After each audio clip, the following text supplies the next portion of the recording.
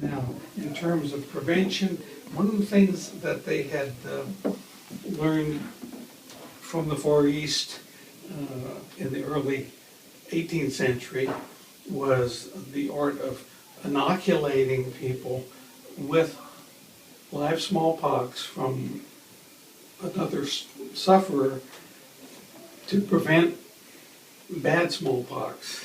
And about 1 in 3 people that got smallpox died of it. Not so good. I mean, 2/3 did live, but they were terribly scarred. And so they really wanted a way to prevent or get around smallpox. Particularly armies did, because once you got a bunch of people together to fight your wars or to go to sea or whatever, and smallpox got in the group, you know, you'd have a huge die-off of people, and so that was important to do something for it. And so inoculation was practiced in the Far East probably for millennia. They would take scabs from the smallpox and grind them up and blow them up your nose. And if you got smallpox in any way except through the respiratory tract, just breathing it, it was a lesser problem than the respiratory. This is why inoculation did so well. Inoculation, if you inoculated a population, 1 out of 300 inoculated people would die. That's way better than 1 in 3.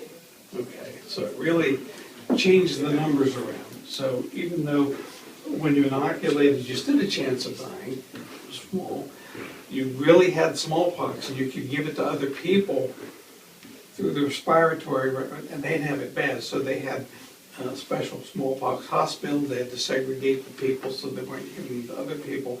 So it was kind of a big deal to do it. And you had to have some active smallpox around to get the material. They did try to save it in different ways, but pretty much they liked having fresh smallpox. And these mock-ups here show the progression of an inoculated spot right through to just before it all dried up. And this is pretty ugly.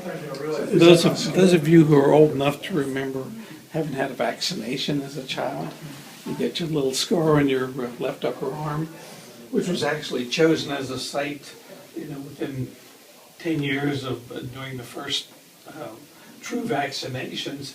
They picked the spot so that you look there and us old folks have that scar. That was much better than this whole business from inoculation. But this is what they had at this period, and it was better to have one ugly big thing like this than to die of the smallpox. And Washington had his army inoculated.